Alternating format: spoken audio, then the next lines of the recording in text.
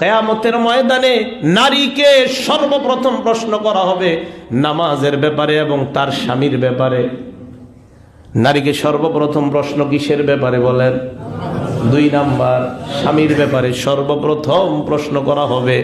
আম্মা জান আয়েশা বলেন, ইয়া মাশারান নিসা, হে নারী সম্প্রদায়, লাউ তাআলামনা হাক্কা আজওয়াজিকুন্না আলাইকুন্না, তোমরা যদি জানতা তোমাদের কতটা দায়িত্ব স্বামীদের উপর, লা জাআলাতিল মারআতু মিনকুন্না তামসাহুল গুবার আন কদামাই যাওজিহা বিখদ্দি ওয়াজহিহা, তোমরা যদি স্বামীদের গুরুত্ব বুঝতে পারতা তাহলে তোমরা নিজেদের গাল দিয়া স্বামীর পায়ের ধুলা মুইসা দিতা।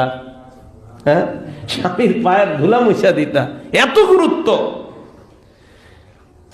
এরপর আল্লাহর নবী বলেন, লা তুজিল মারআতু যাওজাহা ফিদ দুনিয়া, দুনিয়ায় যখন কোন নারী তার স্বামীকে কষ্ট দেয়